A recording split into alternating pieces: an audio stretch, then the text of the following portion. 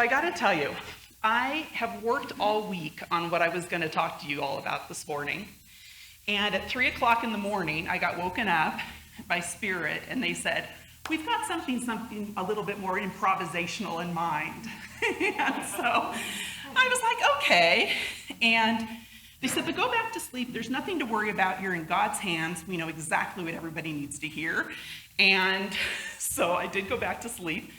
And so we do have something a little bit more improvisational, I guess, planned this morning. So bear with me, because this is not the talk I had planned on giving, but it is apparently the talk we are hearing this morning. So I am Michele Caskey. I am new to Santa Fe. I've been coming here to Unity since November. I just moved here last fall, and you guys have so warmly welcomed me here that all sorts of demonstrations of Spirit are coming into my life.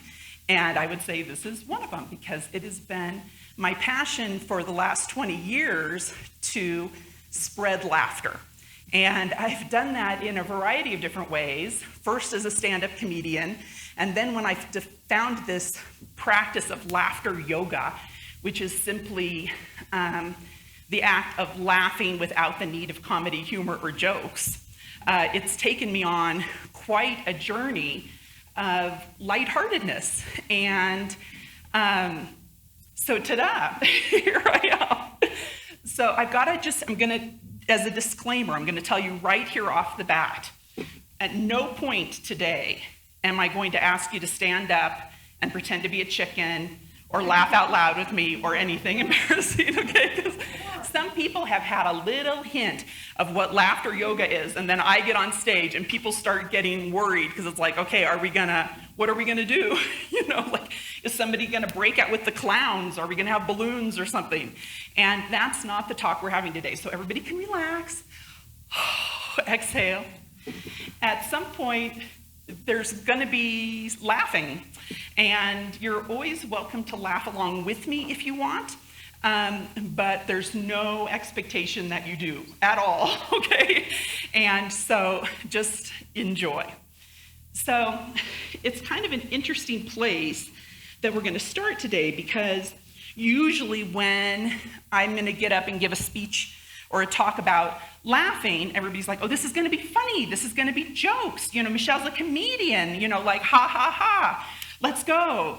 And it was interesting, because this morning when I got up and was doing my prayer and meditation and knew we were gonna talk about things a little bit different than what I had planned, God said to me, we are gonna start with ho, ho, ho. Okay, now, I know this is a strange place to start. And some of you have been in my laughter classes, and you know when I say we're gonna start with ho, ho, ho, what I'm actually talking about is we're gonna start with ho, ho, ho, ho, ho, ho. Okay, and now I'm gonna have to explain myself, because that makes no sense, right?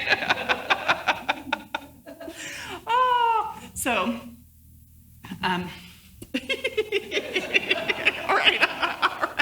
Yeah, that's where we're gonna start, Michelle. Of course, that's where we're gonna start. Okay, so it's really gonna be okay. So, laughter resides in your body, and we all reside in our bodies. And there is this low tone of laughter, which is this unctuous, deep tone. This and I'm a little bit nervous because I haven't actually in front of a group of people before. Okay, so that tone of laughter is this deep, rich tone of laughter that most of us have never done. How many of you have really okay, we got some hands, that's good, okay, that's a good sign.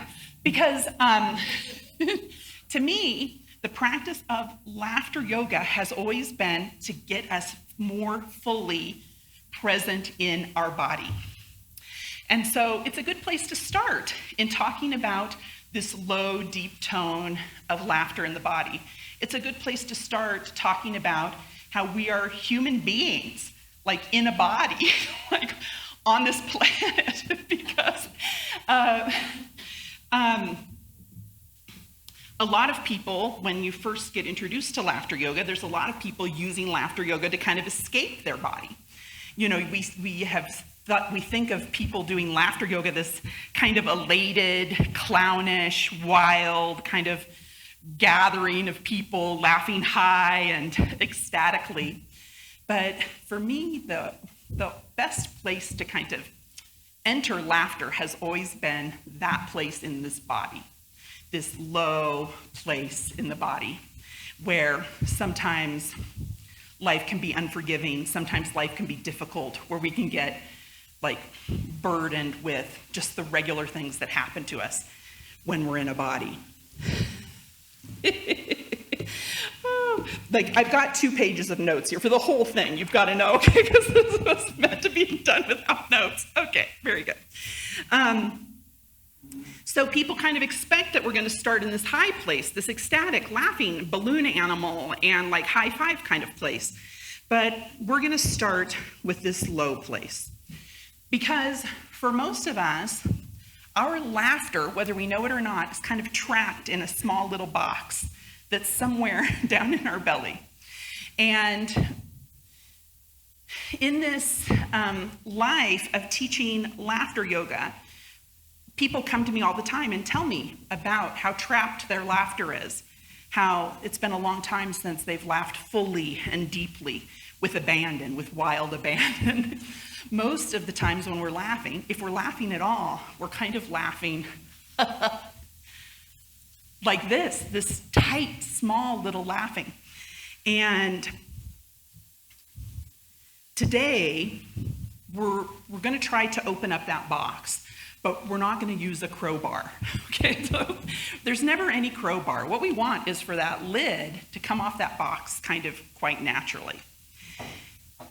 I hear the stories on both sides of the divide here. I hear stories of people who have forgotten how to laugh. It's been a long time, something's happened, and they haven't laughed for years. And they can usually kind of extrapolate back to when it happened, what happened, when it happened, and that there just hasn't been any reason to laugh for a long time. And then over here on this other side, I hear stories of people, they remember the last time they were ecstatic laughing. And they can tell me in great detail the time they were on the French Riviera with their sister, and there was some man in some elaborate swimming costume, and they'd been drinking rosé all afternoon, and they were just wild. You know, the laughter overtook them, and they laughed. They couldn't stop laughing. They laughed, and they laughed, and they laughed. And it was maybe the best day of their life. And they can tell me all the details of whatever it was, this thing that got them laughing that way. But, you know, like, that wasn't this week. That might have been 10 years ago that this thing happened. But it was maybe the best day of their life, in part because of that laughing that happened. And it took them by surprise at some place in time where they were. But in either case, we haven't necessarily been laughing very much for a long time.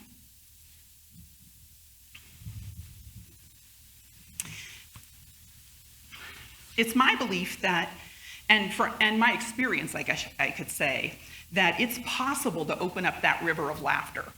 And we don't have to wait for something ridiculous to be happening on vacation with our best friend.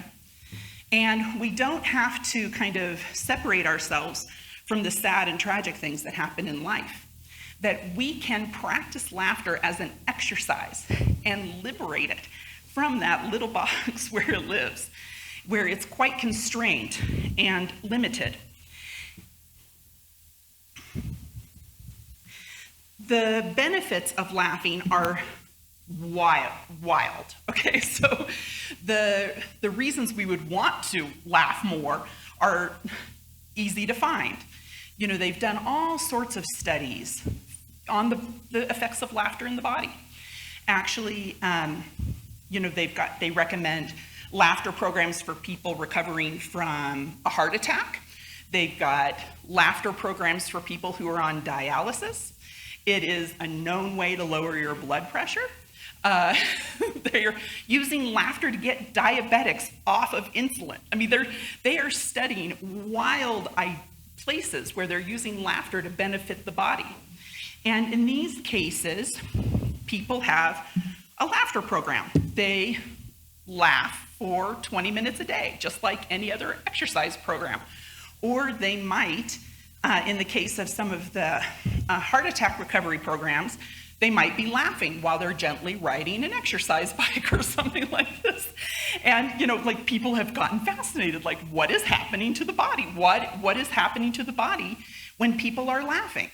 And what we know is that when you're laughing out loud, your body chemistry completely changes.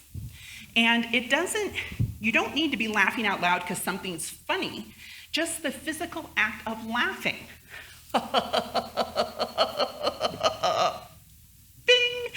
Just that physical act of laughing actually changes your body chemistry.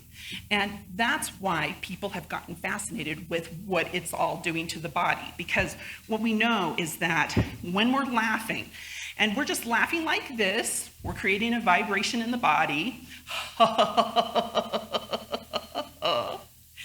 Sounds like that when you're doing it as an exercise and not relying on something to be funny.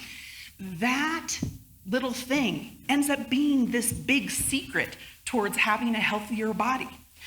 And so when you're laughing like that, your diaphragm is vibrating, and your diaphragm is the organ that controls your fight and flight instinct.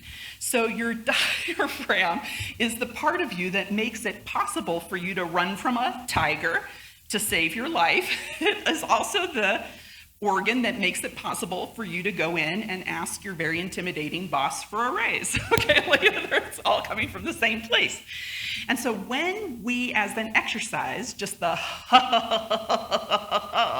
are exercising our diaphragm, our body chemistry shifts, and all of our stress hormones drop dramatically, and all of our healing hormones go up. And we think of laughter just being as a source of happiness, but it's not just the hormones that make us happy that go up. The hormones that cure cancer go up. The hormones that lower your blood pressure go up. The hormones that contribute to new cell growth or stem cell regeneration. Those all go up. Like the improvements are vast.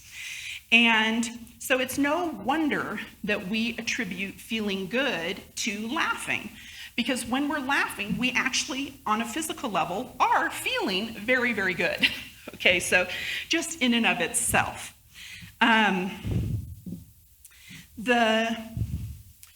The body is doing all of this. And then the secondary thing that happens when you're laughing out loud is that your mind starts interpreting this body chemistry change.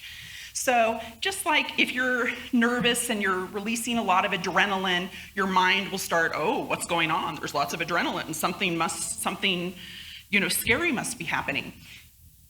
In the inverse, when you're flooded with endorphins and serotonin and dopamine and all of this, your mind very quickly starts trying to make sense of it. So it doesn't take very long for your mind to say, something really good has got to be happening because Michele is standing in front of 50 people under some very hot spotlights.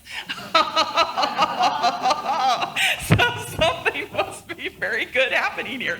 And it doesn't take very long for your mind to start helping you out. And it all started with the laughing out loud. Now, you would think we would all know this. Why do we not all know this? When did we forget this? And it's a very good question because, and it's very interesting because now I've been teaching this for 20 years. So you would think that over 20 years' time that people would start remembering this, but sometimes it feels like I'm the only one that remembers this in the whole place. So,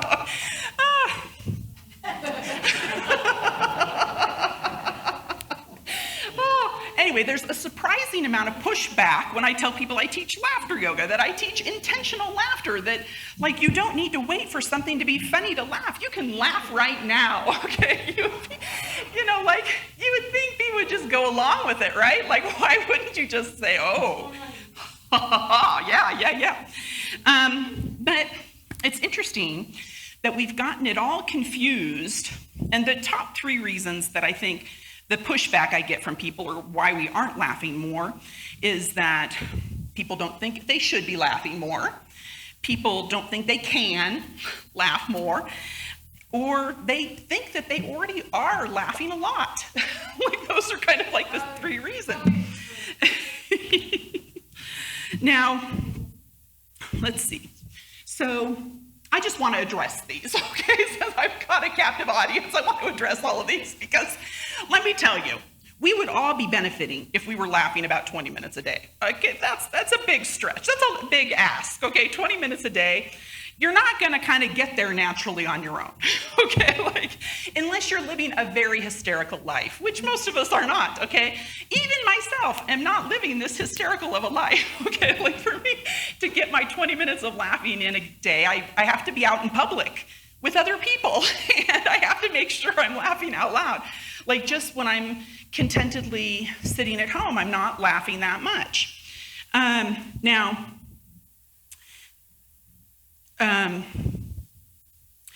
And I just want to say, I know plenty of happy people who don't laugh that much, so like it's not a necessary prerequisite to living a happy life. You might be very content in your garden and your kitchen with your books, and might be just living a very, very quiet life. So, and a quiet, happy life.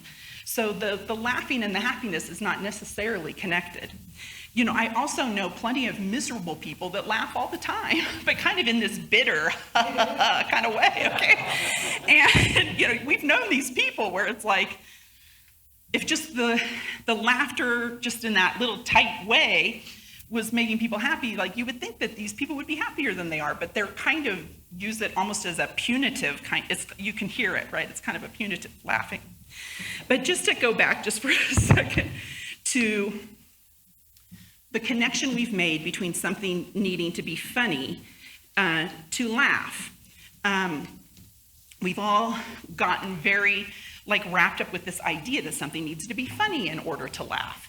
And when life takes a turn and it's not that funny right now, it's inappropriate to laugh. And I get that a lot. It's like, well, I'm really sad. My husband has died and I don't think I should be laughing. Or I've just gotten a cancer diagnosis and I'm terrified and I don't think it's the right time to be laughing. And I would say to you, shoot, honey, if we can't laugh right now, I don't know when we should. Because, we are just very quick to let our exterior environment or what's happening to us from the outside in control our inner life. And meanwhile, we have this tool, this tool of laughter, which can immediately start softening some of those harder things that are happening to us from the outside in. It can immediately take the edge off all of this hard stuff that's happening. And if there isn't a time to use it when life takes a turn, I don't know when it is the right time. As a matter of fact, in my work as a laughter coach, a lot of the time, most of the time, I'm called in when things have gotten hard. I'm called in when somebody is dying. I'm called in when we've got patients in chemotherapy. I'm called in when they're going to lay off 25 people and they want them to be happier about it. Some of those are a little more uncomfortable than others. But a lot of the times I'm called in when we know things are going to take a turn. And I think that's wonderful that I get called in then, because that's exactly when we need to laugh for no reason, because the external world isn't giving us a reason right then. And we need to kind of delve deep into our own survival mechanism to pull us through.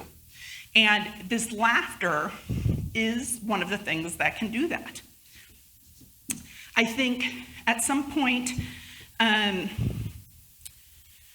during this whole COVID time, the Trump years and all of that, there's been all of this time where I noticed that I started apologizing for laughing out loud. Like, we collectively have been through something that's been kind of rough.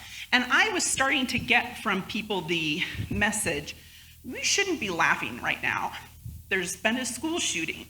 There's been something awful happening. And indeed, there has. And it's been kind of a constant flow. And I went through a period of time where I started kind of apologizing, like people would come for the laughter yoga. And it's in my notes, where I would say, we are gonna laugh out loud in spite of, we're gonna laugh out loud because otherwise we're gonna kill ourselves. Like otherwise we're just gonna roll over and give up. And we can't do that. So here's one thing I know we can do to kind of make it feel a little bit better from the inside out. So I refute that idea that we think it's not appropriate to laugh. As a matter of fact, I'm sure there's a few cases where it's not, but in most times it is appropriate to laugh. If you need to laugh, it's an appropriate time to laugh. Okay. Second of all, I think, is the reason why we're not laughing. People think they're already laughing. Now, I know how hard it is to laugh 20 minutes a day. And so I would guess most of us probably aren't. I'm just gonna throw that out there. But I do think something has dramatically changed where we've gotten kind of addicted to being amused, okay? Now that is a funny idea in and of itself, that we are addicted to being amused. Now we've got this source of amusement right in our palm of our hand, okay? We've got the scroll, amused. But we're alone in it. And we're not laughing out loud. Like all props to you. If you are sitting home alone at your kitchen and you're scroll, and you're laughing out loud at whatever this device is showing you that's funny. Wonderful. Then it's the most wonderful tool. But most of us are just scrolling, and we are very amused. Now, there's nothing in itself wrong with being amused. Wonderful, actually, if you are amused versus some lower emotion, okay? Like in that case, it's good. But we're really missing an opportunity if we just stop and let our amusement be as high as the bar will go. Because we have an opportunity when we're being amused to now put that amusement in the body as a form of laughter. And then we start changing our body chemistry, okay? We start changing our mind. We start actually pulling ourselves up from despair, and the laughing takes us far greater heights than just the amusement of itself. So I think we do need to be a little bit concerned about just to ask yourself, am I laughing out loud or am I amused? And to see if you can add more laughter in, because it's such a beautiful gift for the body. And then people just don't think they can, okay? This is why I teach the classes, because we really can, take a he, Shar, and Shar's been in the soul circle. But we really can, if we can say he, then we can okay, if we can say ha, we really can. Now, it takes a little bit of practice, but most people don't know that they can do this. I remember reading about this and thinking, what the heck is this? It's a strange sensation in the body at first, but once you kind of get the hang to how it feels, you become a bit addicted to it, kind of like you become addicted to drinking water, or like you kind of become addicted to wanting to eat broccoli. Some things you don't think you would ever get addicted to, but then you go on vacation, you haven't had broccoli for 2 weeks, and what do you want? Some broccoli. You know, you can become addicted to laughing, just like you can become addicted to these other things that are actually really good for your body. And when we practice it as an exercise and aren't waiting around for the world to give us something funny enough to make us laugh, we can do it anytime for no good reason, really. Now, this might seem like a fool's errand, okay? Like I'm some strange Pied Piper with this weird hobby, and I'm here talking here to you about it today. But it's very important because there are going to be things that happen in all of our lives that show up and just slay us. There's going to be things coming, as we know, that where we are just all of a sudden in the depth of despair. We are inconsolable. And for everybody, it's going to be different what the thing is. And it doesn't really matter what the thing is. And it's not like we're not like calling it into being. It's just part of being a human being. Something's going to happen, and you're just going to be devastated. And I don't know any other tool to help give you a lift out of that. I don't know any other tool other than laughter that works so fast, that can just be essentially like putting a ladder down into the hole. And you just need to climb it one rung at a time. And even sometimes, if you think about this, it's not like you're super devastated and then ha ha ha ha ha ha. And it's like, oh, I don't care anymore about the devastation. No, most of the times when we're laughing in the midst of a crisis, we're just going from despair to pessimism. Like we're taking just this leap up. We're going from I don't know how to go on to maybe I should go have lunch with my friend. You know, we're going from, you know, anger, you know, like just the low base emotions to just saying, that was probably good that happened.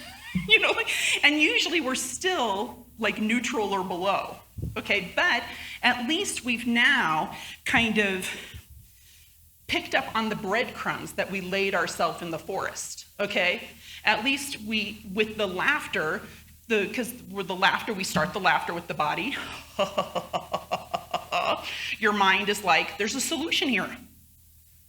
You know, your mind all of a sudden, just with the laughter, starts getting itself in peak form, and you start being able to find your way out of the forest. You start realizing that you might be underwater, but you got to snorkel.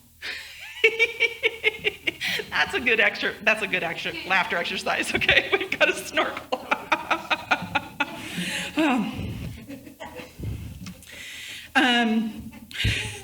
So in a way, like, I mean, when I first started doing this, you know, there were all of these, it was just this period of time where it's like, be happy, you know, be happy, you know, all of this. Time magazine, be happy. Well, while the laughter can lead you in the direction of happiness, like it does so much more than just help you be happy. And so I've kind of made a short list of different ways that I use laughter to improve my life, okay? Now, does it make me happier? Sometimes it does, okay? Like, not all the time. You know, like, sometimes it's not enough to make me super happy. But I do practice laughter as an exercise. So if I am feeling that I've got some energy that I need to dissipate, laughter is a wonderful way to just shake up any kind of thoughts that are undesirable and unpleasant that have engulfed our minds. Okay, laughter is a wonderful way to just whew, and then kind of clear our mind. Because the mind will follow the cues of the body. And it's not complicated, like we can all do this. It also dissipates adrenaline. So, like, I'm using laughter to dissipate emotion. This morning, I was a little bit nervous about coming here, and so I had a lot of adrenaline running. This is one of the best ways to use it, is to dissipate adrenaline. Because when you laugh out loud, all of your extra adrenaline like lifts right out of your head. So if you're ever super nervous or you can't sleep or something's got your adrenaline really running, some laughing out loud. Poof, helps.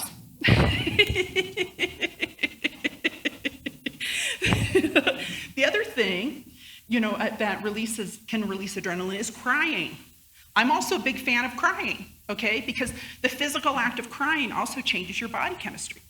Now, what I would suggest, especially if you're crying to kind of dissipate energy, if you can cry and then just finish it with a little giggle, oh, that's good. That's kind of like being a little drunk and drinking caffeine at the same time, if you've ever done that. If you've done that, you know what I mean. The crying and then just a little bit of laughing at the end, there's nothing better. And the laughing at the end of the crying lets the body know everything's going to be okay. As a matter of fact, that's pretty much what the laughing is doing with all of these situations. It's just kind of letting the body know that everything's going to be okay. This morning, when I was dissipating the energy, I was doing a laugh where I'll laugh. That is my favorite. Okay. And while I was doing it, I was figurating in front of my body because I was needing to like dissipate this energy. So I was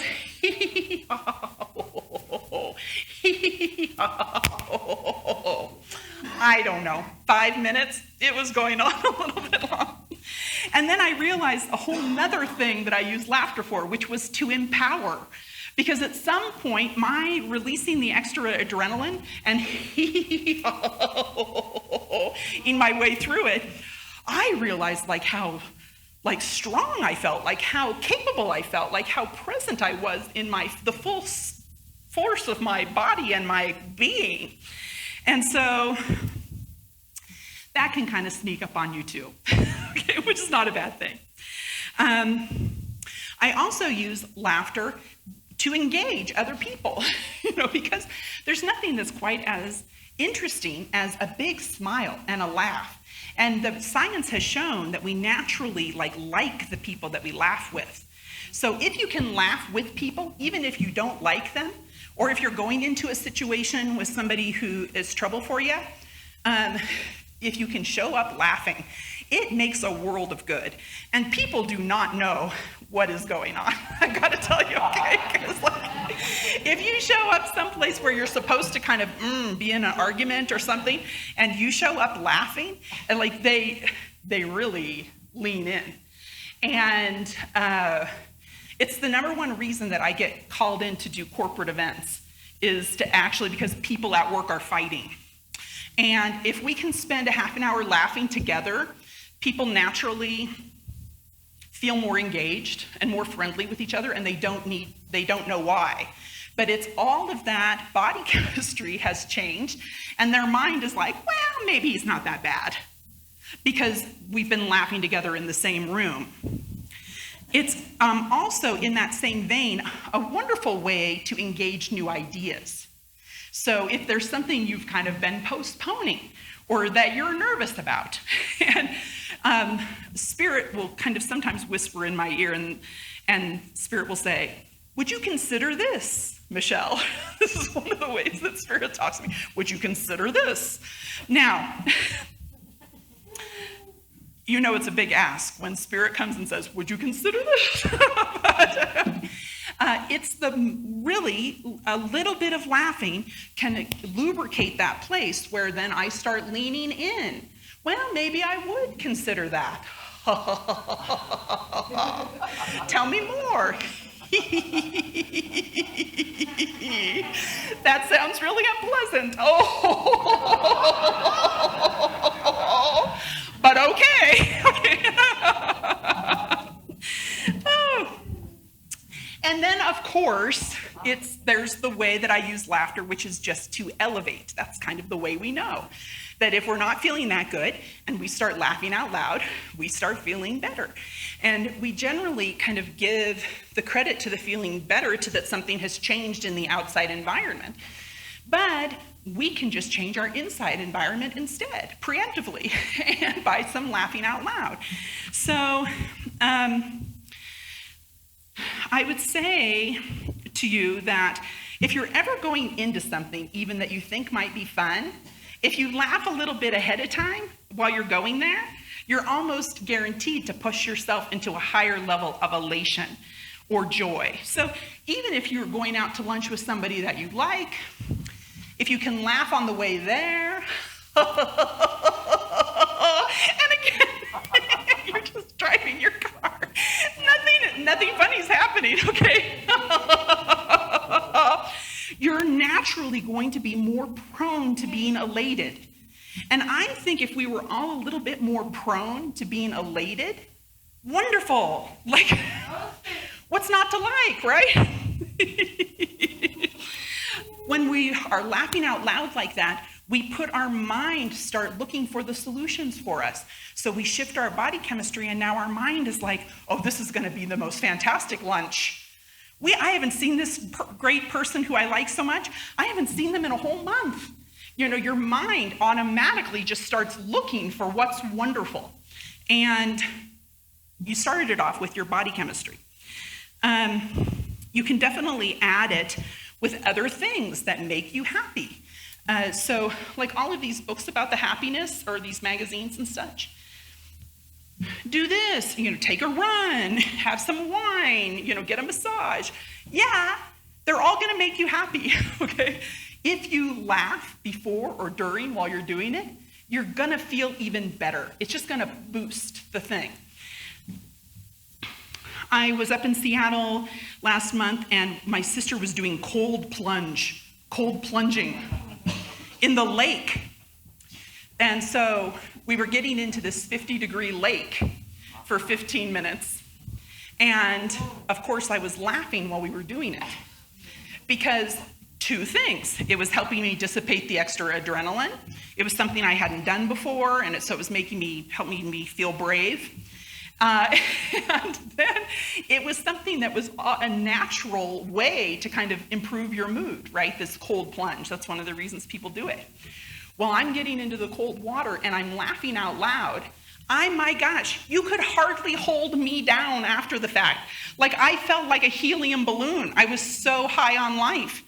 And I was high on life for 2 weeks. I did this 5 times over a 2-week period of time. It took me 2 weeks to come down from being elated. And I think it was because of the cold plunging with the laughter combined.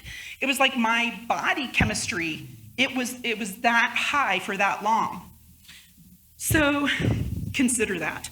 And then if you're really feeling, like I kind of already said, if you're feeling really in the dumps, just a little bit of laughing will help you feel pessimistic. And sometimes pessimism is kind of a step up.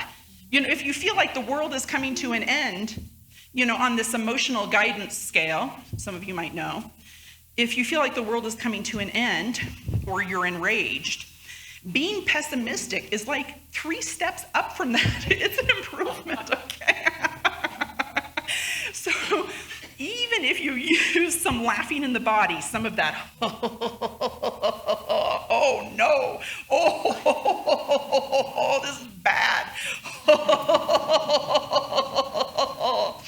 and it pulls you up to pessimistic, then you can kind of start seeing the forest for the trees. It just gives you a little bit broader perspective.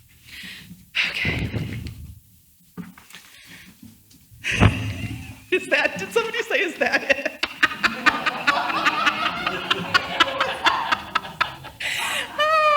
Yeah, we're almost done. Okay. So I wanted to encourage you to practice this. And of course, there's going to be a lot of opportunities to laugh with me here over the next month. We've got way too much stuff scheduled, but now we know why. If you're able to practice it on your own, as as a meditation, you're going to find it adds a beautiful resonance to the rest of everything. Because we can't escape being human, we can't escape what's going to happen to us, but we can have a better perspective about it. And we don't need to wait to kind of think our way into a better mood or out of our existential crisis. We can laugh our way there and let our mind do the thing. Because I've been practicing all of this, there's 2 times when I think of the laughter really coming in handy. And then I'll leave you with this. One time I remember vividly being at a hospital and my dad was dying and I was in the bathroom in front of the mirror, not knowing how I was going to do any of this. And I remember just holding the rim of this thing, looking at myself in the mirror, and I was almost desperately just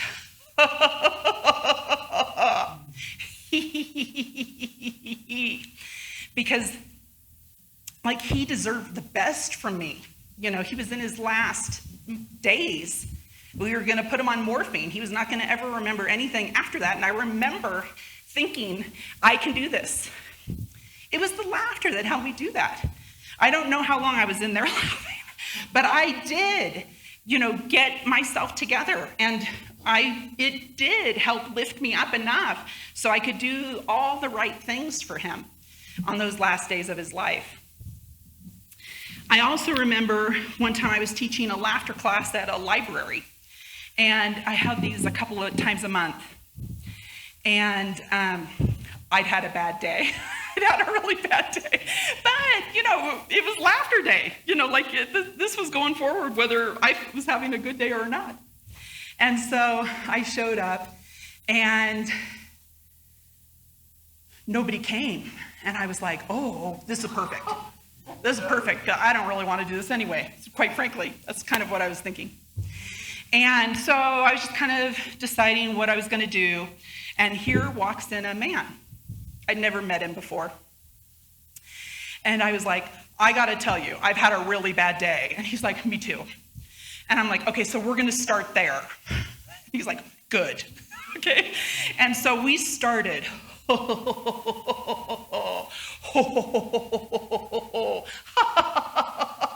We just started as if we were saving our lives, okay? Like as if we were pumping up the life raft, okay? We laughed for about 15 minutes like that, like we were saving our lives. And then something happened, and we got so tickled. Again, we were just going through the laughter exercises. I don't remember precisely. We were doing some sort of gibberish improvisation, laughing thing. We got so tickled. We were hysterical. Here, me and this man I'd never met after a very bad day, and we were hysterical, and we laughed so hard, for not making any sense at all, for another 20 minutes. And it felt so good. It was like, oh, wonderful, wonderful.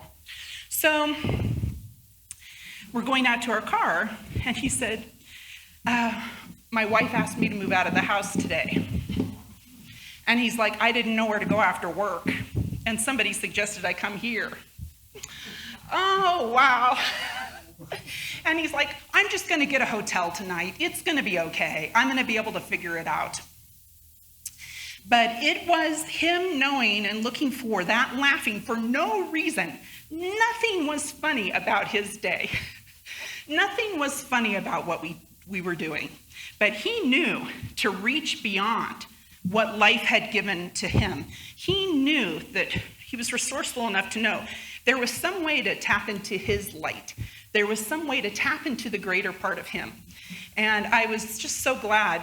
Well, he was there for me that day, and I was there for him. I didn't have that bad of a day that day. So I just want to encourage you to look for laughter, to be that in your life. Okay, one time, if you've done it with me, and if you want to.